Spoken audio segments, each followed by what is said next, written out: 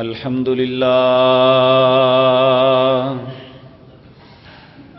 لله نحمده ونستعينه ونستغفره ونعوذ بالله من شرور أنفسنا ومن سيئات أعمالنا من يهده الله فلا مضل له ومن يضلل فلا هادي له وأشهد أن لا إله إلا الله وحده لا شريك له وأشهد أن محمدا عبده ورسوله أما بعد فإن خير الحديث كتاب الله وخير الحدي حدي محمد صلى الله عليه وسلم وشر الأمور محدثاتها وكل محدثة بدعة وكل بدعة ضلالة وكل ضلالة في النار رب اشرح لي صدري ويسر لي أمري واحلل عقدة من لساني يفقهوا قولي اللهم انفعنا بما علمتنا وعلمنا ما ينفعنا وزدنا علما رب أوزعني أن أشكر نعمتك التي أنعمت علي وعلى والدي وأن أعمل صالحا ترضاه وأصلح لي في ذريتي إني تبت إليك وإني من المسلمين أعوذ بالله السميع العليم من الشيطان الرجيم بسم الله الرحمن الرحيم محمد رسول الله والذين معه أشداء على الكفار رحماء بينهم تراهم ركعا سجدا يبتغون فضلا من الله ورضوانا سيماهم في وجوههم من أثر السجود ذلك مثلهم في التوراة ومثلهم في الإنجيل كزرع أخرج شطأه فآزره فاستغلظ فاستوى على سوقه يعجب الزراء ليغيظ بهم الكفار وعد الله الذين آمنوا وعملوا الصالحات منهم مغفرة وأجرا عظيما.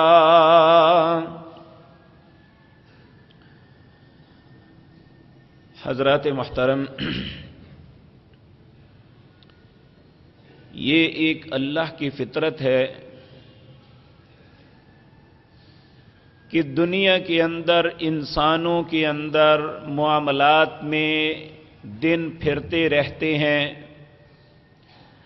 جس انسان کو بھی اللہ زندگی سے نوازتے ہیں وہ اپنی زندگی میں ہر دن کو، ہر ہفتے کو، ہر مہینے کو کئی مرتبہ دیکھتا ہے.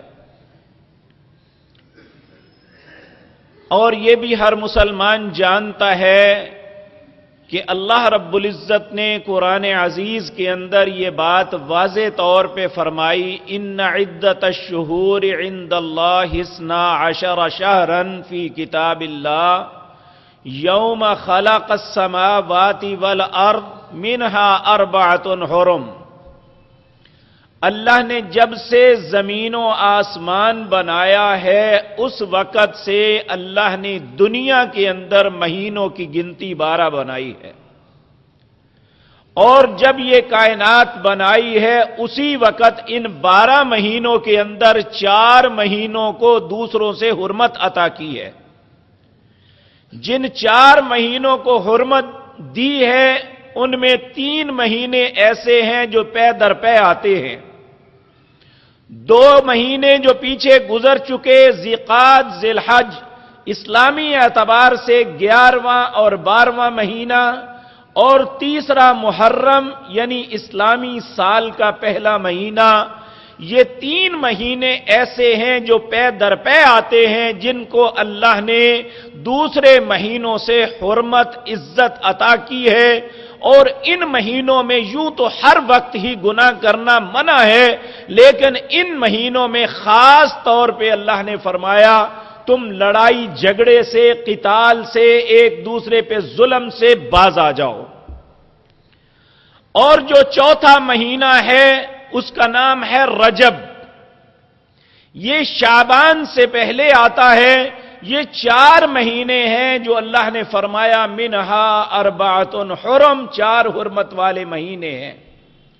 لیکن نہ ہمارے لیے ذیقعد حرمت والا، نہ ہمارے لیے ذی الحج حرمت والا، نہ ہمارے لیے رجب حرمت والا، صرف حرمت ہے تو صرف محرم کے 10 دنوں کی۔ یہ کون سا دین ہے جو اللہ کے مقابلے میں ہم نے کھڑا کر لیا ہے؟ کیا اللہ نے جو کہا ہے وہ ہمارے لیے کافی نہیں ہے؟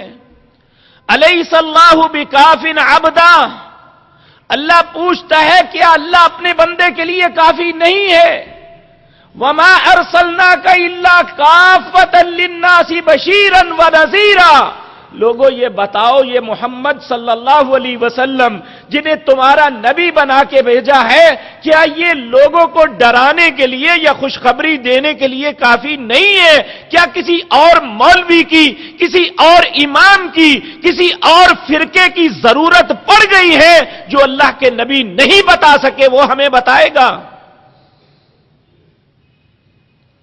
اور ان باتوں کو کہا کہ 12 مہینے جو بنائے ان میں 4 حرمت والے، ذالک الدین القیم، یہ تمہارا مستحکم دین ہے۔ تو ہم مسلمان ہونے کے باوجود اپنے مستحکم دین کے اندر خود ہی دراڑیں ڈال رہے ہیں۔ اور پھر جب بھی محرم آتا ہے، یقین مانیے ایک مسلمان کی حیثیت سے جتنا دل زخمی ہوتا ہے کبھی نہیں ہوتا۔ صرف یہ سوچ لیتے ہیں کہ مسلمانوں کے درمیان پہلے ہی کون سے حالات اچھے ہیں کہ ایسے حالات میں اور ایسی بات کی جائے جس سے مسلمان اور زخمی ہو جائیں، یہ سوچ کے خاموش ہوتے ہیں۔ لیکن بدنصیبی یہ ہے ہمارا سارا میڈیا، ہماری حکومت کی ساری مشینری اور وہ لوگ جن کی زندگی کا مقصد ہی اسلام کی عمارت کو ڈھانا ہے، اسے برباد کرنا ہے، وہ ہر آنے والے دن میں اپنی زبان درازی میں بڑھتے چلے جا رہے ہیں۔ اور اعتراض ان پہ کیا جاتا ہے جن کی تعریف اللہ کرتا ہے۔ میں نے آپ کے سامنے آیتیں پڑھی کچھ، یہ سورت فتح کی آخری آیات ہیں۔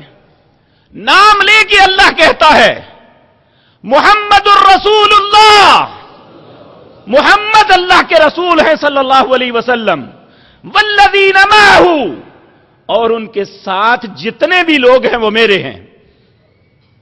اللہ کہتا ہے میرے ہیں، ہم اعتراض کریں، ان کی زندگی پہ اعتراضات کریں اور انہیں بددیانت ظاہر کریں، ان کے متعلق ایسی ایسی باتیں کریں جو ایک مسلمان، اچھا مسلمان اپنے لیے سوچ بھی نہیں سکتا۔ تو اگر یہ ہمارے اسلاف، ہمارے بڑے، ہمارے دین کے ستون جن کی وجہ سے دین ہم تک پہنچا، اگر یہی بددیانت تھے تو ہمارے پاس دین کہاں سے آ گیا؟ تو میں انشاءاللہ اللہ کی توفیق سے چند وہ باتیں جو بڑی چلاکی اور مکاری کے ساتھ مسلمانوں کے ذہن میں ڈالی جا رہی ہے، خصوصاً ہمارا نوجوان طبقہ جو سکول و کالج میں پڑھتا ہے اور وہ اپنے دین کے متعلق زیادہ معلومات نہیں رکھتا، ان کے کانوں میں ایسی باتیں بتائی جاتی ہیں، ان کے موبائلز پہ میسج کیے جاتے ہیں تاکہ وہ اپنے ذہن میں سوچیں کہ ہمارے اسلاف کوئی اچھے لوگ نہیں تھے۔ حالانکہ اللہ رب العزت نے ان لوگوں کے متعلق فرمایا کہ उलाइका हुमुल मोमिनून हक्का।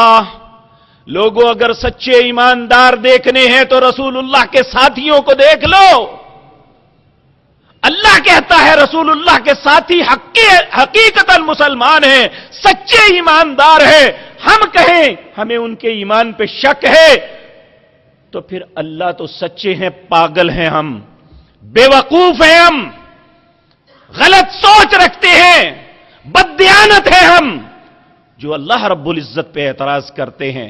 अल्लाह कहते हैं रज़ी अल्लाहु अन्हुम व रज़ू अन्हु, मैं इस पे राजी हूं, ये मुझ पे राजी हैं। अल्लाह उन पे राजी, वो अल्लाह पे राजी। हम कहां से दीन के ठेकेदार आगे के कहे ये बख्शे हुए नहीं है। इनके मामलात ऐसे हैं। हकीकत बात यह है मेरे अजीज भाइयों कि जिस दीन को हम मान रहे हैं, ये दीन जिनकी वजह से दुनिया में फैला, अगर उनके मुताल्लिक हम बदगुमान हो जाएंगे तो इसका फितरती नतीजा है कि हम इस दीन से ही बदगुमान हो जाएंगे। तो जब हम दीन से बदगुमान हो गए, हमारे पल्ले क्या रह गया? हम में और माइकल के अंदर क्या फर्क है? हम में और साधु राम में क्या फर्क है? हम में और सरदार सिंह में क्या फर्क रह जाएगा अगर हमारे पास हमारा दीन ही न रहा? तो मेरे अजीज भाइयों, इसके लिए एक ऐसा हथियार इस्तेमाल किया जाता है जो मुसलमान उस हथियार के सामने बेबस हो जाते हैं। वो हथियार क्या है? आले बैत का नाम लिया जाता है, रसूलुल्लाह सल्लल्लाहु अलैहि वसल्लम के घर वालों का। अब आप सोचें, कोई भी मुसलमान, चाहे वो कितना ही बदअमल क्यों नहीं, मैं नहीं समझता, मैंने आज तक कोई ऐसा शख्स नहीं देखा जो मुसलमान भी हो और अपने नबी से मोहब्बत न करता हो। मुसलमान भी हो, अपने नबी के घर वालों से मोहब्बत न करता हो, ऐसा मुमकिन ही नहीं। और यह बात याद रखें, बल्कि जो आम मुसलमान है वो ज्यादा जज्बाती होता है इस मामले में। नबी करीम सल्लल्लाहु अलैहि वसल्लम की जात के मामले में, नबी करीम सल्लल्लाहु अलैहि वसल्लम के अहले बैत के मामले में वो दूसरे मुसलमानों से ज्यादा जज्बाती होता है। तो किस तरह मुमकिन है अगर उनका नाम लेके ये कहा जाए कि फलां ने उस पर जुल्म किया है, हमारे दिलों में जोश ना आए, हम उस पर अंगेख ना हो, उसके खिलाफ खड़े ना हो? कैसे मुमकिन है? तो ये एक बतौर हथियार बात को इस्तेमाल किया जाता है कि नाम आले बैत का लिया जाता है और मकसद यह है कि इस्लाम की इमारत गिरा दें। उनमें यूं तो इतने एतराजात हैं और हर बात का जवाब अल्हम्दुलिल्लाह मौजूद है। 1400 साल में एतराज भी वही है, जवाब भी वही है। सबसे पहला एतराज यह किया जाता है कि नबी करीम सल्लल्लाहु अलैहि वसल्लम जब फौत हुए तो उस वक़्त इस्तिहकाके खिलाफत था सैयदना अली का। जबरदस्ती खिलाफत ले गए सैयदना अबू बकर। अब क्या बात यह दुरुस्त है? तो मैं तारीखी हकाइक में, शिया कुतुबों में ये बात मौजूद है, अहादीस में, सीरत की किताबों में और इस्लामिक हिस्ट्री के अंदर ही नहीं, कुफ्फार ने भी यह बात तस्लीम की है। इनसाइक्लोपीडिया ऑफ ब्रिटानिका, उसमें और जितनी भी मुस्तनिद किताबें दुनिया में तारीख की लिखी गई हैं, उसके अंदर यह बात मौजूद है कि नबी करीम सल्लल्लाहु अलैहि वसल्लम की वफात पे सैयदना अबू बकर कंपीटिटर नहीं थे। उन्होंने खिलाफत के लिए लोगों को नहीं उबारा था। कैसे खलीफा बने, मुख्तसर लफ्जों में आपके सामने अर्ज करता हूं, आपको समझ आएगी। जब नबी करीम सल्लल्लाहु अलैहि वसल्लम फौत हुए तो आपने अपनी जिंदगी में एक बात कही थी। आपने फरमाया, जब तक दुनिया रहेगी मेरी उम्मत कायम रहेगी। मेरी उम्मत के अंदर बहुत बड़े बड़े फितने आएंगे, لیکن سب سے بڑا فتنہ اور سب سے بڑی مصیبت جو میری امت پہ آئے گی وہ میری موت کے وقت آئے گی. اور واقعتاً جب رسول اللہ صلی اللہ علیہ وسلم وفات پائی تو دو انسانوں کے علاوہ کوئی بھی نہیں تھا جو اپنے ہوش و آواز قائم رکھ سکا. ایک آپ کے چچا عباس تھے اور ایک سیدنا ابو بکر صدیق رضی اللہ تعالی عنہ تھے. یہاں بھی تھوڑی سی تفصیل عرض کر دوں. سفر کے مہینے کی آخری تاریخیں تھی، 29 تھی یا 30 تھی. جو مورخین نے لکھا ہے آپ ایک انصاری صحابی کے جنازے میں گئے، جنازے سے واپس آئے تو آپ کے سر میں شدید درد تھا. یہ آپ کی مرض الموت کا آغاز ہوتا ہے. آپ گھر میں آئے تو پھر آپ کو بخار نے آن لیا. 8 ربیع الاول تک آپ باقاعدہ امام کی حیثیت سے لوگوں کو نماز پڑھاتے رہے بیماری کے باوجود. 8 ذی الحج جمعرات کے دن نبی کریم صلی اللہ علیہ وسلم عشاء کی نماز کے وقت اتنا شدید بخار ہوا کہ آپ بے ہوش ہو گئے. اور آپ کو جب ہوش آئی تو اماں جی عائشہ صدیقہ رضی اللہ تعالی عنہا اپنی گود میں آپ کا سر رکھے ہوئے تھی. جب آپ کی آنکھ کھلی تو آپ نے پہلا لفظ یہ پوچھا، عائشہ لوگوں نے نماز پڑھ لی ہے؟ انہوں نے کہا نہیں یا رسول اللہ آپ کا انتظار کر رہے ہیں. آپ نے کہا مجھے اٹھاؤ. اٹھا کے بٹھایا گیا. آپ نے فرمایا مجھے وضو کرواؤ. وضو کروایا گیا. جب وضو کیا تو اٹھنے لگے تو پھر گر کے بے ہوش ہو گئے، یعنی کمزوری اور نقاہت کی وجہ سے. 3 مرتبہ ایسا ہوا. چوتھی مرتبہ وضو کیا تو نہ اٹھ سکے. آپ نے فرمایا مرو ابا بکر فلیصلی بالناس، ابو بکر کو حکم دو لوگوں کو نماز پڑھائیں، کیونکہ لوگ اللہ سے ملاقات سے پیچھے نہ رہ جائیں. اگر میں اپنی کمزوری یا نقاہت کی وجہ سے نہیں جا سکتا تو مرو ابا بکر، ابو بکر کو حکم دو.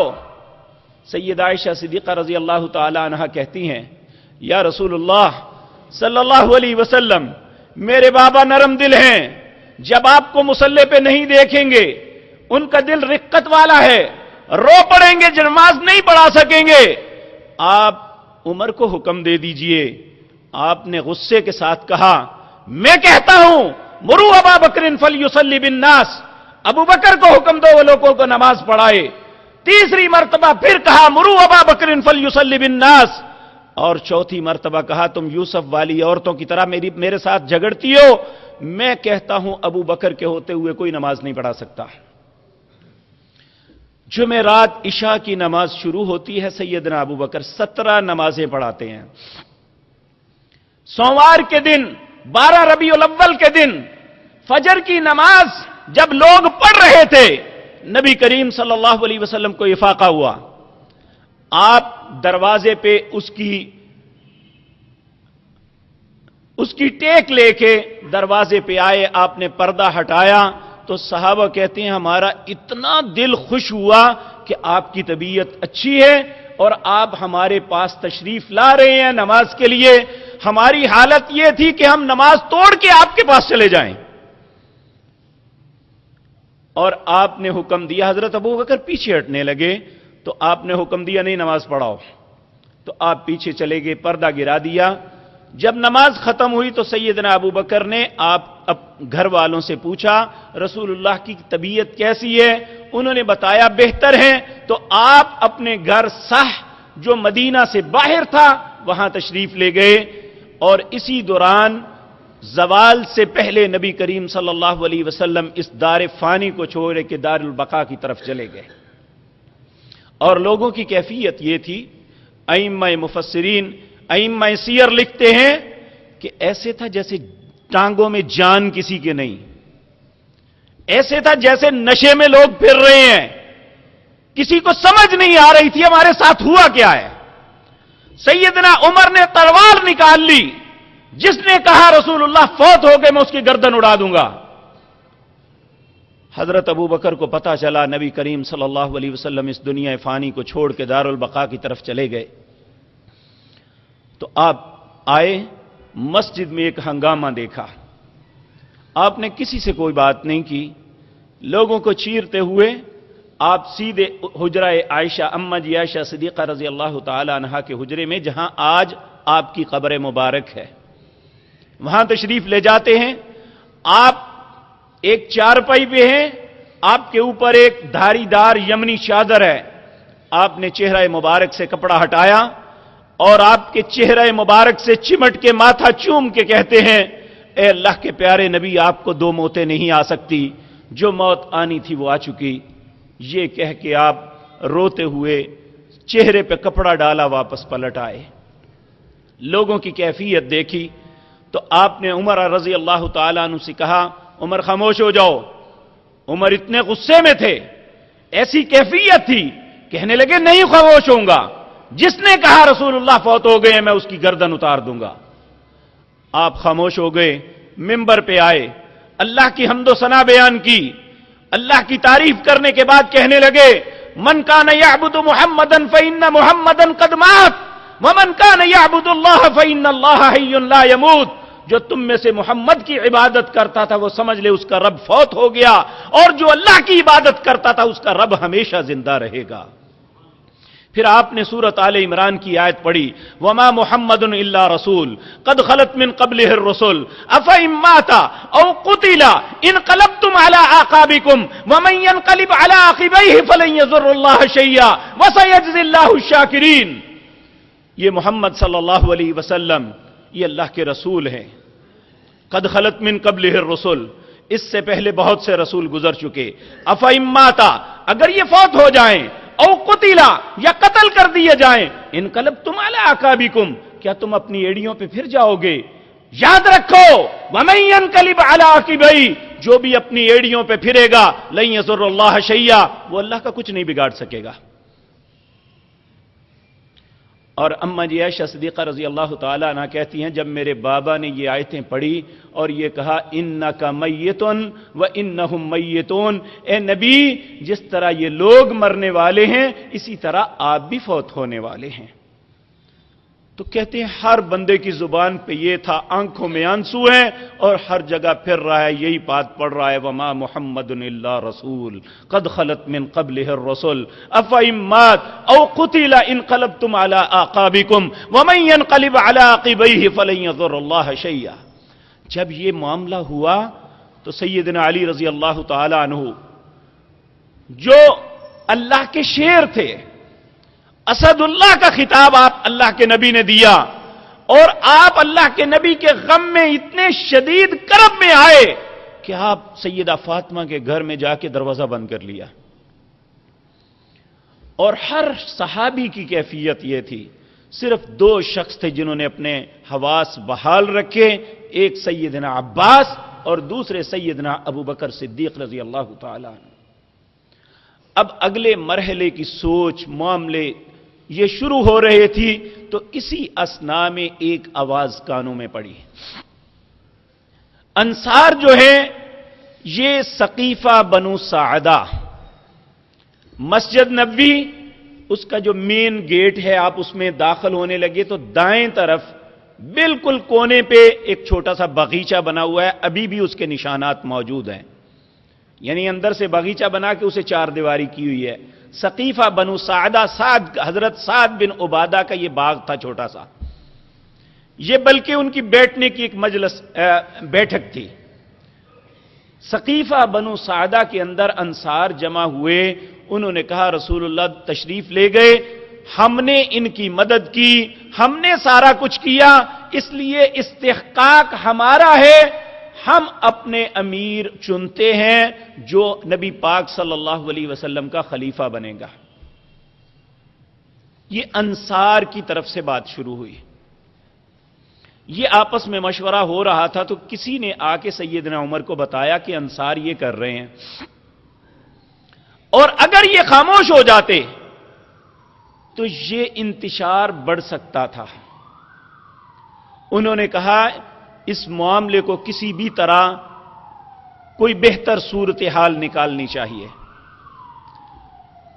حضرت ابو بکر، حضرت عمر، حضرت ابو عبیدہ، یہ 3 لوگ جو ہیں یہ سقیفہ بنو سعدہ کی طرف چل پڑتے ہیں۔ سقیفہ بنو سعدہ کے رستے میں دو انصار ملتے ہیں، وہ کہتے ہیں اے ہمارے مہاجر بھائیو کہاں جا رہے ہو؟ کہنے لگے ہمیں پتہ چلا ہے سقیفہ بنو سعدہ میں یہ، کہتے ہیں انہوں نے فیصلہ کر لیا، انہیں چھوڑو، آپ جو فیصلہ کرنا ہے آپ کریں۔ حضرت عمر کہنے لگے ایسا نہیں ہے، ہم سب مسلمانوں کو ساتھ لے کے چلیں گے، ہم بات کرتے ہیں اپنے بھائیوں سے، ہمارے بھائی ہیں، جو معقول بات ہوگی وہ کریں گے، سنیں گے۔ جب وہاں پہنچے تو ایک شخص ان کے درمیان کمبل لے کے بیٹھا ہوا تھا۔ آپ نے پوچھا یہ کون ہے؟ کہنے لگے یہ سعد بن عبادہ رضی اللہ تعالی عنہ ہے۔ تو کہا انہیں کیا ہوا ہے؟ کہنے لگے یہ بخار میں ہے اس لیے انہوں نے کمبل اوڑا ہوا ہے۔ اس وقت جب بیٹھے تو انصار نے پھر بات شروع کر دی۔ اب ان کا جو ہے رویہ تھوڑا سا چینج ہوا جب یہ تین بزرگ مہاجرین میں سے آ گئے۔ ان میں سے ایک بولا جی بات یہ ہے کہ نبی کریم صلی اللہ علیہ وسلم دنیا سے تشریف لے گئے، اب خلافت کا معاملہ کیسے حل کرنا ہے، اس کے لیے ہماری تجویز یہ ہے ایک امیر ہم میں سے ایک آپ میں سے۔ حضرت ابو بکر صدیق رضی اللہ تعالی عنہ نے کہا سعد میں تمہیں اللہ کا واسطہ دیتا ہوں، جس سعد کے متعلق انصار جو ہے فیصلہ کر چکے تھے کہ نبی پاک کے بعد آپ خلیفہ بنیں گے، ان سعد سے ہی سیدنا ابو بکر نے پوچھا سعد تمہیں اللہ کا واسطہ دے کے کہتا ہوں، کیا تمہارے سامنے رسول اللہ نے نہیں کہا تھا الائمۃ من القریش، میرے بعد جو خلیفہ بنے گا وہ قریش میں سے ہوگا؟ انہوں نے کہا ہاں کہا تھا۔ اب یہ بات یاد رکھیں، صحابہ کرام رضوان اللہ علیہ مجمعین یہ نہیں دیکھا کرتے کہ میرے مفاد پہ زد پڑ رہی ہے یا میرے معاملات خراب ہو رہے ہیں۔ کبھی کسی صحابی کی زبان سے جھوٹ نہیں نکلا تھا۔ انہوں نے کہا ہاں میں اللہ کا، تم نے اللہ کا واسطہ دیا ہے تو میں یہ سب کے سامنے کہتا ہوں کہ اللہ کے نبی نے یہ بات کہی تھی۔ حضرت ابو بکر کہنے لگے اگر یہ اللہ کے نبی کا حکم ہے تو میرے ساتھ یہ دو نیک آدمی ہیں، عمر اور یہ ابو عبیدہ، ان دونوں میں سے جس کو چاہتے ہو خلیفہ بنا لو۔ اب ابو بکر جو ہے یہ اپنے لیے نہیں مانگ رہے تھے۔ حضرت عمر کہتے ہیں اگر مجھے بھرے مجلس کے اندر کھڑا کر کے گردن کاٹ دی جاتی مجھے اتنا دکھ نہ ہوتا جتنا ابو بکر کی اس بات پہ دکھ ہوا کہ ابو بکر کے ہوتے ہوئے عمر کو یہ بات کہی جائے کہ وہ خلیفہ بنے۔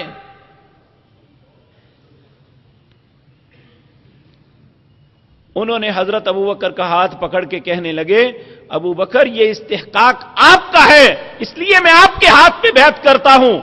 تو انصار کا ایک بندہ کھڑا ہوتا ہے، کہتا ہے نہیں، ایک امیر ہم میں سے ایک اور ایک آپ میں ہوگا۔ حضرت عمر رضی اللہ تعالیٰ عنہ نے بڑے پیار سے اسے کہا میرے بھائی مجھے یہ بتاؤ جس شخص کو اللہ کے نبی نے مصلی پہ کھڑا کیا تھا تمہارا دل چاہے گا کہ اسے پیچھے کر دو؟ انہوں نے کہا نہیں کبھی نہیں چاہوں گا۔ انہوں نے کہا اگر نہیں تو میں تمہیں اللہ کا واسطہ دے کے پوچھتا ہوں مصلی پہ کس کو اللہ کے نبی نے کھڑا کیا تھا؟ انہوں نے کہا سیدنا ابو بکر کو۔ کہا پھر ابو بکر کے ہاتھ پہ بیعت کر لو۔ یہ سبب بنا، اس میں نہ تو سیدنا علی کمپیٹیٹر ہے نہ وہاں موجود ہیں اور نہ ہی کسی نے سیدنا علی سے خلافت چھینی ہے۔ یہ دنیا کا سب سے بڑا جھوٹ ہے جو سیدنا ابو بکر کے سر پہ لگایا جاتا ہے۔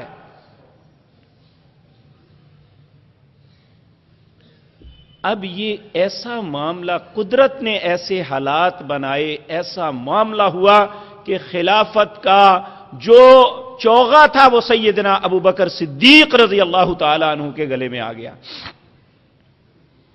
اب سیدنا ابو بکر خلیفہ بننے کے بعد آپ نے جو لوگوں میں پہلا خطاب کیا تھا اس میں آپ نے یہ بات کہی تھی جب تک میں اللہ اور اس کے رسول کے حکموں کے مطابق تمہارے اندر بات کروں تو میری اطاعت تم پہ فرض ہے، اگر اللہ اور اس کے رسول کی باتوں سے ہٹ کے بات کروں تو میری اطاعت تم پہ فرض نہیں ہے۔ کیا اس کا نام آمریت ہوتا ہے؟ کیا اس کا نام یہ ہوتا ہے جو کچھ ہم کر رہے ہیں؟ پھر دوسرا اعتراض یہ کیا جاتا ہے کہ سیدنا ابو بکر صدیق رضی اللہ تعالیٰ عنہ نے نبی کریم صلی اللہ علیہ وسلم کی وراثت سیدہ فاطمہ کو نہیں دی تھی۔ پہلی بات یہ سن لیں کہ نبی کریم صلی اللہ علیہ وسلم کا اپنا فرمان ہے، نبی کی مال اور متاع، زمین، کوئی بھی چیز یہ نبی کی وراثت نہیں ہوتی، نبی کی وراثت علم ہے۔ کہا میری جو وراثت ہے وہ صدقہ ہوگی، جو میری، اور آپ کے پاس کیا تھا؟ ایک باغ فتق تھا جو مال فے کے طور پہ ملا تھا۔ مال فے اس کو کہتے ہیں جو جنگ کے بغیر مال حاصل ہو، اس کا استحقاق نبی کو ہوتا ہے، یا اس کے اہل خانہ وہ اس میں سے کھاتے ہیں۔ سیدنا ابو بکر صدیق سے اماں جی فاطمہ نے سوال کیا تھا کہ آپ باغ فتق ہمیں دیں، میرے بابا کا ہے۔ آپ نے فرمایا بیٹی اس کا جو بھی اس کی پیداوار آئے گی وہ آل بیت کے لیے ہی ہے، لیکن نبی صلی اللہ علیہ وسلم نے اپنی وراثت کی تقسیم سے منع کیا ہے اور کہا یہ صدقہ ہے، یہ میری اولاد میں تقسیم نہیں ہوگی۔ نمبر دو، اگر سیدنا ابو بکر کو آپ یہ کہتے ہیں کہ انہوں نے یہ ظلم کیا تھا، تو میت کی جو وراثت ہوتی ہے اس میں سب سے پہلا حق اس کی بیوی کا ہوتا ہے۔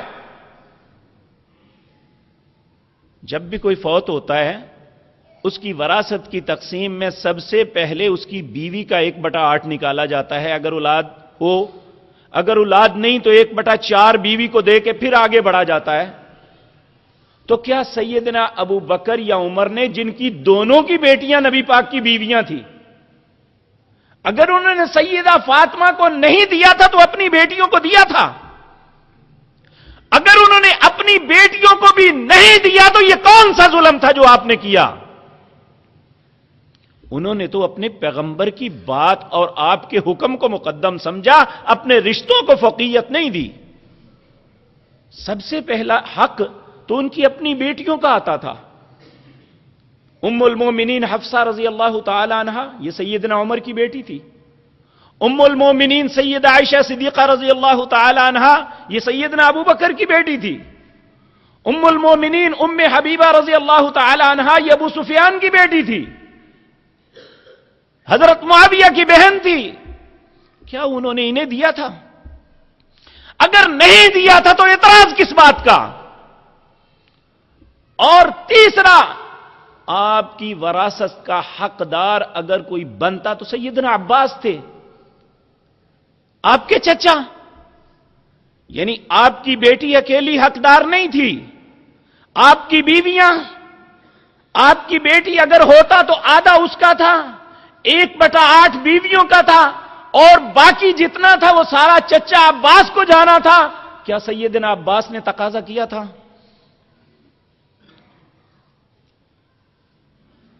تو یہ ایک ایسا بہتان عظیم ہے جو سیدنا ابو بکر پہ لگایا جاتا ہے، جس کا حقیقت کے ساتھ کوئی تعلق نہیں۔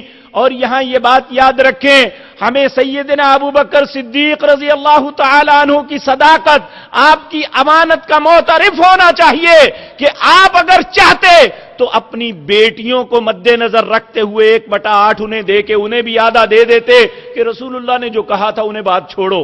انہوں نے یہ نہیں سوچا کہ ہمارا مفاد پہ بھی زیادہ آتی ہے، انہوں نے یہ سوچا کہ میرے نبی کا حکم کیا تھا۔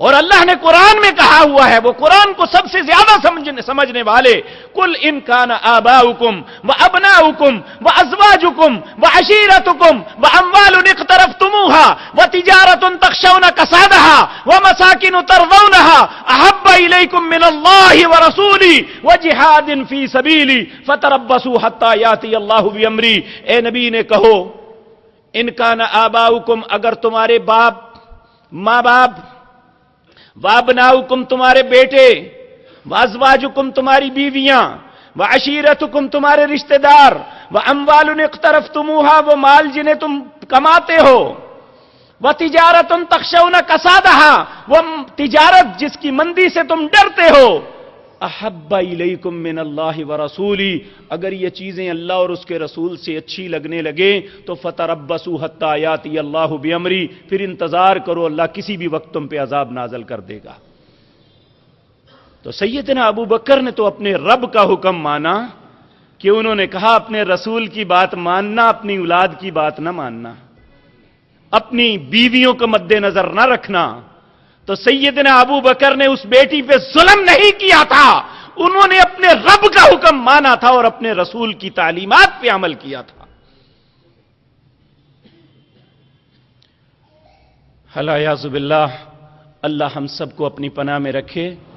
اتنی دلیری کے ساتھ، اتنی کمینگی کے ساتھ یہ ساری باتیں ہوتی ہیں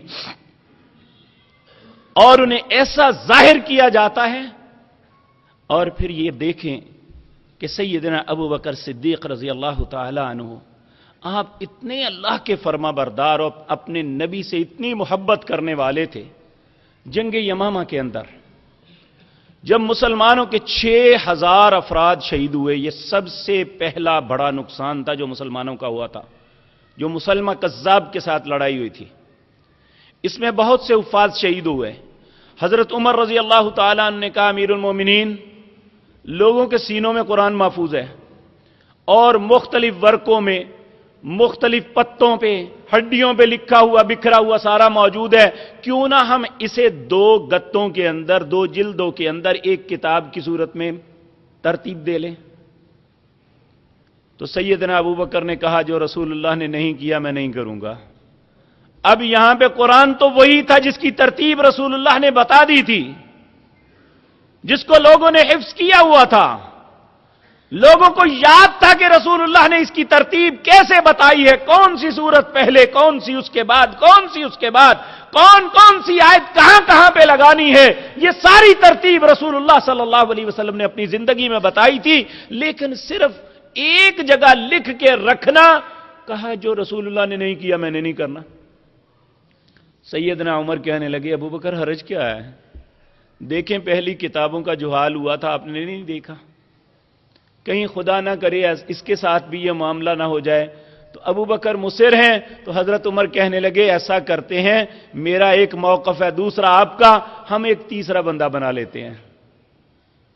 اور تیسرا موقف حضرت زید بن ثابت انصاری رضی اللہ تعالیٰ عنہ کو ثالث بنایا گیا اور سیدنا عمر کے حق میں یہ فیصلہ ہوا۔ تو باوجود اس بات کے کہ آپ خلیفۃ الرسول تھے، سیدنا عمر ان کی اس وقت ایک وزیر کی حیثیت تھی، لیکن جب ان کے حق میں فیصلہ آیا تو یہ نہیں کہا کہ میری بے عزتی ہو گئی ہے، کہا بس ٹھیک ہے، ہم نے ایک فیصل مقرر کیا، اس نے جو فیصلہ کیا مجھے قبول ہے۔ یہ تھے مسلمانوں کے خلفاء جن کے متعلق بری باتیں لوگوں کے ذہنوں میں ڈالی جا رہی ہیں، اور ان کی دیانتداری میں عرض کروں، جب یہ آخری عمر میں بیمار ہوئے، انہوں نے اپنی اولاد سب کو بلایا اور اماں جی عائشہ صدیقہ رضی اللہ تعالیٰ عنہ سے کہنے لگے بیٹی میری ساری اولاد میں سب سے پیاری تم ہو، یعنی آپ اپنی اولاد میں سے سب سے زیادہ پیار سید عائشہ سے کرتے تھے، ویسے تو ساری اولاد سے ہی پیار ہوتا ہے، بیٹی میں نے تمہیں ایک باغ دیا تھا، میرے دل میں بڑا کھٹکتا ہے سارے بچوں کو نہیں دیا تھا، تو بیٹی میں تمہیں کہتا ہوں کہ میں اگر فوت ہو جاؤں تو وہ باغ واپس کر دینا، جس طرح تقسیم ہوگی اس کے مطابق کرنا۔ آپ اندازہ فرمائیں جو اتنے محتاط ہیں، ہمارے علماء اپنی تنخواہ کا بات جہاں سے لیتے ہیں نا، سیدنا ابو بکر ان کی تنخواہ مقرر ہوئی تھی اور انہوں نے تنخواہ کا پتہ کیا کیا تھا، جب آپ فوت ہونے لگے تو آپ نے کہا فلاں فلاں چیز میرے اثاثوں میں ہے اور آج تک میں اتنی تنخواہ بیت المال سے لے چکا ہوں، وہ ساری چیزیں بیچ کے تنخواہ واپس کر دینا۔ کیا ایسا شخص، اس کے متعلق کوئی شخص یہ سوچے کہ یہ دیانتدار نہیں ہے؟ جسے اللہ سچا کہتا ہے، اس نے خود کہا یہ صدیق ہے، اس جیسا سچا کوئی نہیں ہے. اگر کوئی بدبخت اللہ کے صدیق کو جھوٹا کہے تو اللہ نہیں، وہ دیوس انسان جھوٹا ہے، وہ مکار ہے جو اللہ کے سچے کو جھوٹا کہے. اور آج ان باتوں پہ اگر کوئی ان کا دفاع کرے تو کہتے ہیں یہ فرقہ وریت ہے. اگر کوئی ان کے حق میں بکواس کرے تو وہ کوئی بات نہیں ہے. اور میرے عزیز بھائیو یاد رکھو، اگر بات صرف اتنی سی ہوتی کہ نبی کریم صلی اللہ علیہ وسلم کے اہل بیت کی عزت اور عظمت کا معاملہ ہوتا تو وہ ہمارے سروں کے تاج ہیں، ہمارے دلوں کی وہ دھڑکن ہے.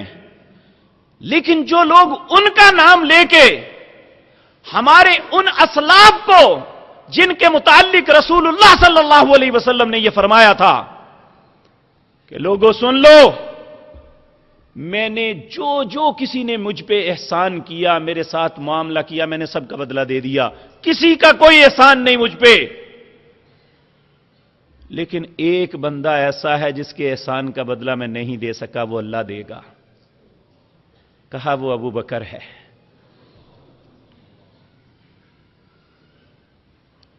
اللہ کے نبی نے یہ کہا تھا. اور کیسی عجیب بات ہے کہ نبی کریم صلی اللہ علیہ وسلم جب کبھی ساتھ نہ ہوتا تو کوئی آپ سے پوچھتا یا رسول اللہ یہ چیز، آپ نے فرمایا تمہیں کل دے دوں گا. تو ایک عورت نے کہا یا رسول اللہ اگر آپ نہ ہوئے، آپ نے فرمایا ابو بکر سے لے لینا. بس گاؤں کے لوگ جو ہے نا ذرا بڑے سخت ہوتے ہیں، وہمی قسم کے. وہ عورت کہنے لگی اگر عمر بھی نہ ہوئے تو کہنے لگی عثمان سے لے لینا. ابو بکر نہ ہوئے تو کہا عمر سے لے لینا. کہا عمر نہ ہوئے، کہا عثمان سے لے لینا. کہا اگر عثمان بھی نہ ہوئے تو کہا تو بھی مر جانا. پھر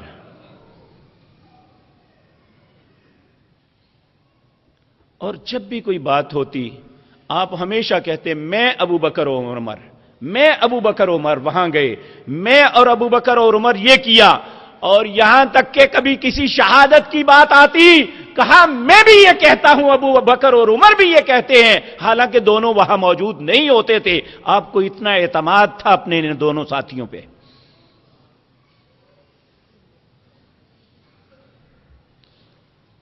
اللہ اکبر.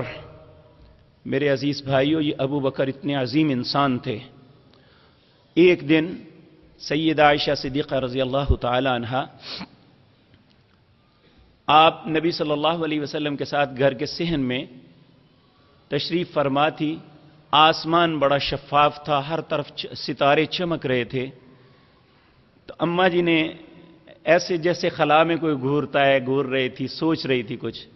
نبی کریم صلی اللہ علیہ وسلم نے پوچھا عائشہ کیا سوچ رہی ہو؟ کہنے لگی یا رسول اللہ میں یہ سوچتی ہوں یہ آسمان کے اتنے ستارے ہیں، کسی کے اتنے بھی عمل ہوں گے نیک، کسی کی اتنی بھی نیکیاں ہوں گی؟ آپ نے فرمایا ہاں. تو عائشہ کہتی ہیں اماں جی کہتے ہیں میرے ذہن میں آیا کہ میرے بابا کا نام لیں گے. میں نے کہا کس کی؟ آپ نے فرمایا عمر کی. تو کہتی ہیں میں ایک دم تھوڑی سی مرجھا سی گئی. تو انہوں نے کہا عائشہ جو تیرے ذہن میں ہے تو اپنے باپ کے متعلق سوچتی ہے، تو تیرے باپ کی ایک رات کی نیکیاں جب وہ ہجرت کی رات میرے ساتھ رہے تھے وہ آسمان کے ستاروں سے بھی زیادہ ہیں.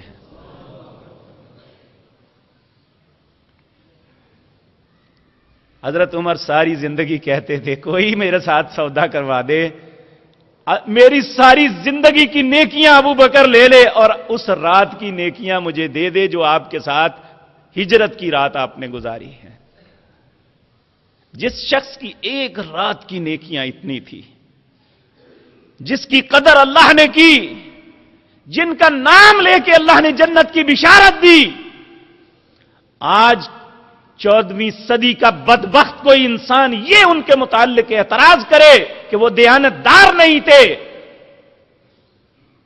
وہ ابو بکر کو اعتراض نہیں، وہ اپنے رب پہ اور اس کے رسول پہ اعتراض کرتا ہے، کیونکہ انہوں نے انہیں دیانتدار کہا تھا۔ اسی طرح میرے عزیز بھائیو، اس کے بعد خلافت سیدنا عمر کے پاس گئی۔ وہ کیسے گئی؟ اللہ نے زندگی اور توفیق دی تو آپ کے سامنے انشاءاللہ وہ بھی عرض کروں گا کہ یہ کوئی ایسا کمپٹیشن نہیں تھا، کوئی ایسا کلیش نہیں تھا جس کو بنا کے پیش کیا جاتا ہے۔ اور جب تک سیدنا ابو بکر خلیفہ رہے، سیدنا علی رضی اللہ تعالی عنہ نے کوئی ایسی بات نہیں کہی کہ انہوں نے میرا حق چھینا ہوا ہے۔ باقی جہاں تک اختلاف کی بات ہے، زندگی میں کئی مرتبہ رسول اللہ کی زندگی میں بھی ایسا ہوا، سیدنا ابو بکر اور سیدنا عمر میں کسی بھی فیصلے میں اختلاف ہوا، سیدنا عثمان کے ساتھ ہوا، سیدنا علی کے ساتھ ہوا، یہ ہوتی ہے انسان ہونے کے ناطے، اور ان کا فیصلہ ہوا اور ہر نے فیصلے کو قبول کیا۔ ان میں کوئی بھی ایسا نہیں تھا جو اپنے دل میں دوسرے کے متعلق بغض رکھتا ہو، ایسا بالکل غلط ہے۔ اللہ نے ان کے دلوں کو صاف قرار دیا، اللہ نے انہیں جنت کی بشارت دی، ہم جنت سے کیسے روک سکتے ہیں؟ اگر ہم ان کو برا کہیں گے، اپنے آپ پہ جہنم کی سٹیمپ لگائیں گے۔ اللہ ہماری حفاظت فرمائے۔ اقول قولی ھذا واستغفر اللہ۔ ان الحمد للہ نحمده ونستعینه ونستغفره ونعوذ باللہ من شرور انفسنا ومن سیئات اعمالنا، من يهده الله فلا مضل له ومن يضلل فلا هادي له، واشهد ان لا اله الا الله وحده لا شريك له، واشهد ان محمدا عبده ورسوله۔ اللهم صل على محمد وعلى آل محمد كما صليت على إبراهيم وعلى آل إبراهيم إنك حميد مجيد۔ اللهم بارك على محمد وعلى آل محمد كما باركت على إبراهيم وعلى آل إبراهيم إنك حميد مجيد۔ یہ خواتین کے لیے اعلان ہے، محرم الحرام کے حوالے سے مکرم لائبریری میں درس قرآن ہوگا۔ خواتین کے لیے 2 نومبر بروز اتوار بعد دوپہر 3:30 بجے سے 5 بجے تک خواتین سے شرکت کی اپیل ہے۔ یہ النور ویلفیئر فاؤنڈیشن کی طرف سے ہے۔ یہ ہمارے جمعے کے نمازی تھے محمد حنیف صاحب کپڑے والے، جو قضاء الہی سے وفات پا گئے ہیں۔ نماز کے بعد ان کا جنازہ ہوگا، ساتھ ہی سنن اور نوافل بعد میں ادا کریں، ان کا جنازہ پڑھیں گے۔ ایک بھائی نے کہا ہے کہ میرے والد کے لیے دعا کریں، وہ بیرون ملک میں بہت پریشان ہیں، اللہ سب مسلمانوں کی پریشانیوں کو دور فرمائے۔ ایک بھائی نے دعا کی اپیل کی ہے آپ سے، اور ضرورت برائے عطیہ خون بی پازیٹیو، کہتے ہیں میرا اکلوتا بیٹا جس کے لیے آپ کو دوبارہ دعا کے لیے عرض ہے، میرے بڑھاپے کا سہارا ہے، اے اللہ اس پہ رحم فرما، اس کے معاملات کی اصلاح فرما۔ انہوں نے اپنا فون نمبر بھی دیا ہے 030064000795۔ اگر کوئی بھائی خون کا عطیہ دینا چاہے، یہ میرا خیال ہے عبداللہ ہے غالباً بچے کا نام، اور یہ اسے ایسی تکلیف ہے کہ اسے بار بار خون لگتا ہے، اللہ اس پہ رحم فرمائے، اللہ ان کے والدین کی پریشانیوں کو دور فرمائے۔ یہ ایک بھائی نے کہا ہے گھروں میں پریشانیوں کے لیے دعا فرمائے، اللہ سب مسلمانوں کے گھروں کو خوشیوں سے بھر دے، سب کے معاملات کی اصلاح فرمائے۔ یہ ایک بھائی نے کہا ہے کہ غبارے والے گیس سلنڈر پھٹنے سے 2 بچے زخمی اور ایک وفات پا گیا ہے، اللہ سے دعا کریں اللہ جو زخمی ہیں انہیں صحت کاملہ عاجلہ عطا فرمائے، اور جو بچہ فوت ہو گیا ہے ان کے لواحقین کو صبر عطا فرمائے۔ یہ ایک بھائی نے کہا ہے کہ میری بیوی اپنے رشتہ داروں کی باتوں میں آ کر ناراض ہو کر چلی گئی ہے، دعا فرمائیں اللہ رب العزت ہر گھر میں سکون نصیب فرمائے، چاہے وہ عورت ہے یا مرد۔ اللہ اگر مرد غلط ہے تو اللہ اسے ہدایت دے، اگر خواتین غلطی پہ ہیں تو اللہ انہیں ہدایت نصیب فرمائے۔ اے اللہ کسی کا گھر نہ اجڑے، سب کے گھروں میں سکون نصیب فرما، اے اللہ سب کے گھروں میں راحتیں عطا فرما۔ یہ بھائی نے کہا ہے کہ میں نے کسی کو 3 لاکھ امانت کے طور پر دی تھی، 3-4 دن کے بعد اس نے امانت وصول کرنے کے لیے کہا تو اس نے ٹال دیا، میں نے ان پیسوں سے اپنے بیٹی کی شادی کرنی تھی، اس نے یہ پیسے مجھے نہیں دیے، اس کے لیے ہدایت کی دعا کریں، اللہ رب العزت رحم فرمائے۔ یہ انتہائی بددیانتی اور غلاظت ہے، امانت کے اندر خیانت کرنی، واپس نہ کرنا، وہ کہتے ہیں دیکھیے بیٹی کی شادی کے لیے چاہیے، اگر خدا نخواستہ آپ نے نہ دیے، اس کا معاملہ بگڑا تو پورا گھر تباہ ہوگا، کتنی بد دعائیں ہیں جو ملیں گی اس کو۔ اللہ رب العزت ہمیں سمجھ نصیب فرمائے۔ اور یہ یاد رکھیں، نبی صلی اللہ علیہ وسلم نے فرمایا کہ یاد رکھو اتقی دعوت المظلوم، مظلوم کی بد دعا سے بچو، کیونکہ اس کے اور اللہ کے درمیان کوئی پردہ نہیں ہوتا۔ تو اللہ رب العزت کے سامنے جب مظلوم بد دعا کرتا ہے تو اللہ اپنی عزت کی قسم کھا کے کہتے ہیں کہ میں تیری ضرور مدد کروں گا چاہے کچھ مدت کے بعد۔ تو اللہ ظالم کو مہلت دیتا ہے، تو کہا جب وہ پکڑتا ہے تو پھر اللہ نہیں چھوڑتا۔ ان بطش ربک لشدید، پھر اس کی پکڑ بڑی سخت ہوتی ہے۔ کیا امام حسین رضی اللہ تعالیٰ عنہ کو شمر نے یزید کے منع کرنے کے باوجود شہید کر دیا تھا یا پھر کوئی اور معاملہ ہے؟ میں تو وہاں موجود نہیں تھا، نہ کسی کتاب میں یہ لکھا ہے کہ کس نے شہید کیا تھا یا کس نے نہیں، تو نہ اس زمانے میں کوئی ٹیلی فون تھا کوئی یزید فون کر کے کہہ رہا تھا کہ فلاں کو مار دو یا فلاں کو چھوڑ دو۔ انشاءاللہ یہ ساری باتیں اللہ نے زندگی اور توفیق دی تو آئیں گی، آپ کے سامنے عرض کروں گا، اور پھر ہر انسان کی اپنی ذہنی اپروچ ہے کہ وہ اسے کس رنگ میں سمجھتا ہے۔ تو میں انشاءاللہ اللہ کی توفیق سے یہ باتیں یہاں سے شروع اس لیے کی ہیں کہ آپ کو احساس ہو کہ یہ کوئی ایسا کلیش نہیں تھا جو کفر اسلام کا تھا، یہ ایک ایسے معاملات تھے لیکن اسے بنا دیا گیا ہے۔ انشاءاللہ جب یہ بات آپ کے سامنے عرض کروں گا تو اللہ کی توفیق سے بات سمجھ آ جائے گی۔ ہمارے کچھ ساتھی جنڈیالہ باغ والوں سے تشریف لائے ہیں، وہ مسجد بنا رہے ہیں، انہوں نے 2 لاکھ ادا کر دی ہیں، 4.5 لاکھ ادا کرنے ہیں، تو وہ آپ کے پاس تشریف لائے ہیں۔ یہ شوکت علی صاحب ہمارے پاس اعتکاف بیٹھتے ہیں کئی سالوں سے، انہوں نے اپنی گرہ سے کافی پیسے خرچ کیے ہیں، اللہ ان کو برکت عطا فرمائے، اور یہ آپ کے پاس اسی لیے آئے ہیں اللہ ان کی مدد فرمائے اور اپنے گھر کی تعمیر یہ احسن انداز میں کر سکیں۔ کیا ایک ٹائم میں 2 بیٹیوں کا نکاح ہو سکتا ہے؟ 10 کا بھی ہو سکتا ہے۔ یہ جو لوگوں کے اندر ہیں کہ اگر بیک وقت 2 بیٹیوں کا نکاح ہوا تو ایک اجڑ جائے گی، یہ بکواس ہے، کوئی ایسی شریعت کے اندر بات نہیں ہے۔ یہ شاید ہندوؤں کی کتابوں میں یہ ضرور ہو، لیکن مسلمانوں کی اسلامی تعلیمات کی جتنی بھی کتابیں ہیں مجھے وہاں سے کوئی ایسی بات نہیں ملی۔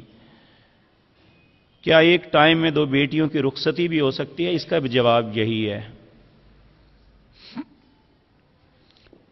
قبر کے متعلق بتائیں، قبر کیسی بنانی چاہیے؟ صرف نشانی کی نیت سے تختی لگا سکتے ہیں؟ نہیں میرے بھائی، بس نشانی کا مطلب یہ ہے کہ اس کی قبر پہ تھوڑی سی مٹی ہو جس سے پہچان سکیں کہ یہ قبر ہے۔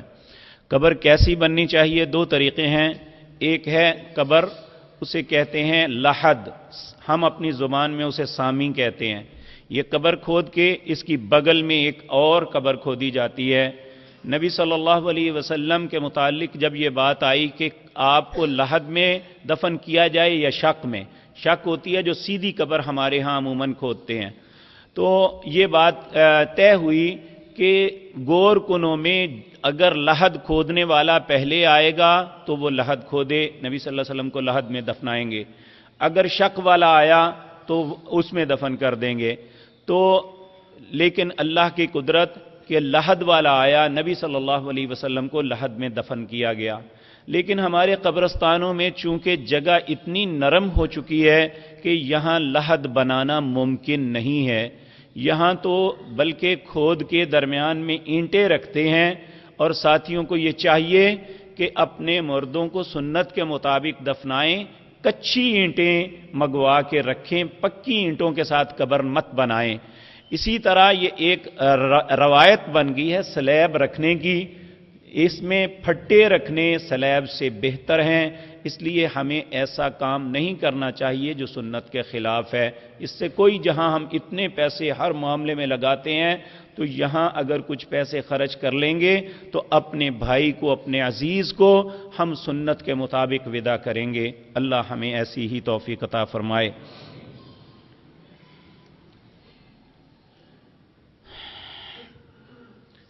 اللهم انصرنا ولا تنصر علينا واعزنا ولا تذلنا وزدنا ولا تنقصنا وارحمنا أنت مولانا فانصرنا على القوم الكافرين. اللهم أعز الإسلام والمسلمين وأذل الشرك والمشركين. اللهم دمر أعداء الدين. اللهم دمر أعداء الدين. أذهب الباس رب الناس واشف أنت شافي لا شفاء إلا شفاؤك شفاء لا يغادر سقما. اللهم اشفنا بشفائك وداونا بدوائك واغننا بفضلك عمن سواك يا واسع الفضل يا واسع المغفرة. ربنا اغفر لنا ولإخواننا الذين سبقونا بالإيمان ولا تجعل في قلوبنا غلا للذين آمنوا ربنا إنك رؤوف رحيم. اللهم آتق ركابنا وركاب آبائنا من النار. سبحان ربك رب العزة عما يصفون وسلام على المرسلين والحمد لله رب العالمين.